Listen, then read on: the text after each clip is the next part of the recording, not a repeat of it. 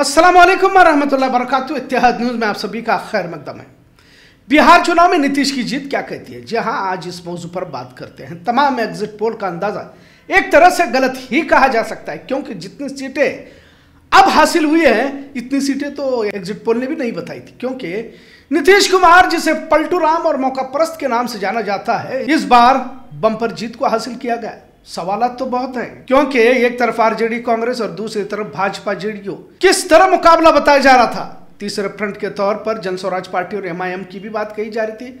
अब तो जनस्वराज पार्टी का खाता भी नहीं खुला है। खैर, एमआईएम को अब 5 सीटें हासिल होने की बात बताई जा रही है। कम्युनिस्ट पार्टी को 7 सीटें हासिल हो रही है। इस तरह की बात इलेक्शन कमीशन के वेबसाइट पे देखने मिल रही है। खैर, बिहार में फिर से नीतीश राज यकीनी हो चुका है। भाजपा जेडीयू गठबंधन ने महागठबंधन की बैंड तो बजा दी, पर इसमें मुस्लिम वोटों को खुलकर बिखरते हुए देखा गया। अब हर बार सवालात तो बहुत उठाए जाते हैं और फिर चुनाव के बाद सभी खामोश भी हो जाते हैं। उमूमन ये कहा जाता है कि अब भाजपा को हराया ही नहीं जा सकता, क्योंकि वोट चोरी और ईवीएम के साथ वीवीपैट की पर्चियां भी सड़कों पर पाई गई। सासाराम में तो ट्रक स्ट्रांग रूम में दाखिल हुआ था।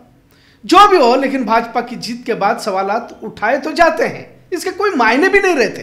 अब ये हर इलेक्शन के बाद का रोना इस तरह से इसे कंसिडर किया जा रहा है। अब मैथिला ठाकुर की जीत हुई है, सबसे यंगेस्ट एमएलए के तौर पर भी इसे पेश किया जा रहा है। अब मैथिला ठाकुर तो नफरती बयानबाजी के लिए माहिर है, मुसलमानों को लेकर खुलकर हमलावर होती है। जिस अलीनगर से जीत इसने दर्ज की है, चुनाव से पहले मैथिला ठाकुर ने अगर मैं जीतती हूं तो इसका नाम बदलकर सीतानगर रखूंगी कहा था। अब यहां भी अजीब बात देखिए, जहां यह नफरती जीत दर्ज कर रही है, उसी अलीनगर में 3 मुस्लिम उम्मीदवार उसके मुखालिफ खड़े हैं। वैसे कुल 11 लोग हैं इसके खिलाफ, जिसमें 5000 वोट तो नोटा को ही चले गए।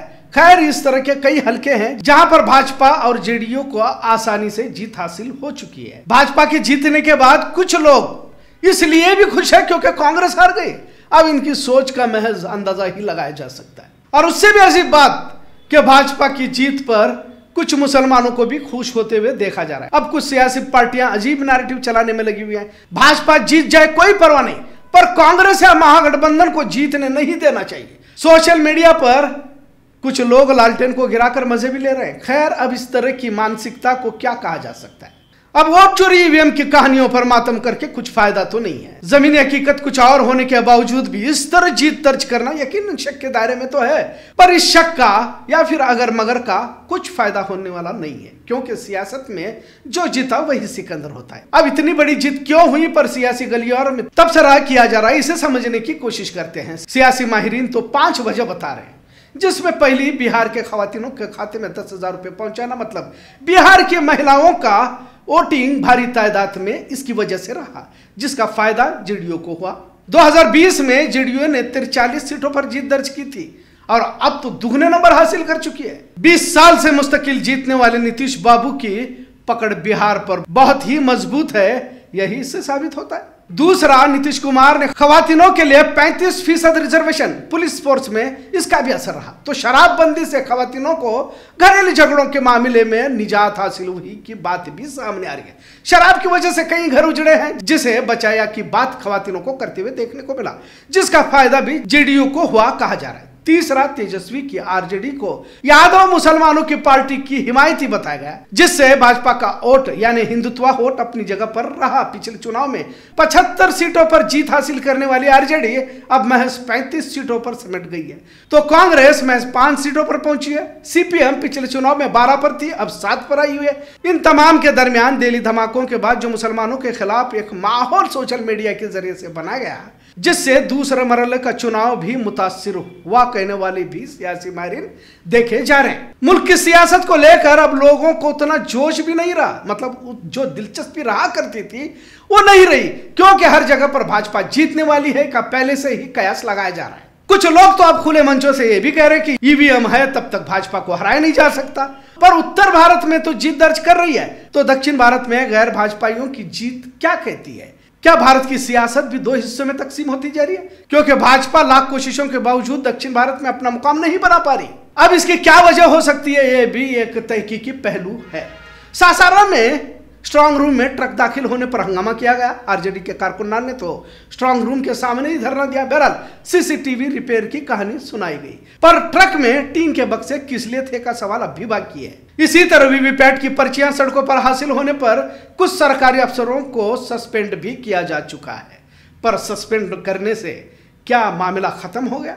पता नहीं कितनी वारदातें और हुई होंगी जहां पर किसी को इल्म ही ना हुआ हो। वारदातें खामोशी के साथ अंजाम दी जाती हैं। खैर, इन सब के दरमियान मुसलमानों पर अफसोस करने को दिल करता है। भाजपा की जीत को कुछ मुसलमान अपनी जीत के तौर पर देख रहे हैं। अब तो एसआईआर पूरे मुल्क में होने वाला है, मगर आने वाली मुसीबतों के बारे में अगर बताते हैं तो लोग कहते हैं कि ये तो कांग्रेस की हिमायत करने के लिए भाजपा से मुसलमानों को डराने की पुरानी टैक्टिस है। पर क्या इस तरह भाजपा का एक तरफा जीत दर्ज करना मुसलमानों के हक में है?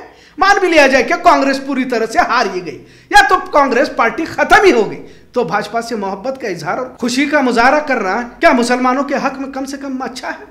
एमआईएम 4 सीटें जीत चुकी है और 5वीं जीतने की कगार पर है। प्रशांत किशोर की पार्टी ने तो खाता भी नहीं खोला, जबकि घूम घूम कर ये प्रचार सभाएं कर रहे थे। प्रशांत किशोर ने तो नीतीश कुमार की पार्टी 25 से आगे नहीं जाएगी कहा था। अब बिहार में हिंदुत्व विचारधारा का कितना असर रहेगा, ये भी एक सवालिया निशान है, क्योंकि भाजपा जेडीयू के पीछे है। भले भाजपा हिंदू मुस्लिम की सियासत करती है, पर नीतीश कुमार का तवील सियासी सफर इन तमाम बातों से परे रहा। और वैसे भी मुल्क की सतह पर हिंदुत्व का असर कम हो रहा है, कहा जाए तो गलत ना होगा। वो मुद्दों पर चुनाव तो लड़े जा रहे हैं, पर मोदी के विरोध में माहौल होने के बावजूद भी भाजपा जीत दर्ज कर रही है, ये भी एक अजीब है। राहुल गांधी, तेजस्वी यादव की रैलियों में लाखों की भीड़ नजर आ रही थी, तो ये भीड़ गई कहां? और मोदी की रैलियों में तो कई जगहों पर कुर्सियां खाली होने की तस्वीरें नजर आई। जो भी हो, बिहार चुनाव में नीतीश बाबू का जादू चल गया। पर सवाल उस कौम का है जो आज भी सियासत के मैदान में इधर उधर भटक रही है और नाकाम नजर आ रही है, जबकि तमाम फैसले ईवीएम, इलेक्शन कमीशन, सरकारी एजेंसियां कर रही है। इसके बावजूद मुसलमान बजाय कौमी इत्तेहाद के सियासी इत्तेहाद पर वक्त लगाए जा रहे। इतना जरूर। आज का मौजू कैसा लगा इस पर जरूर कमेंट करें। इत्तेहाद न्यूज़ देखने के लिए शुक्रिया। अल्लाह हाफिज।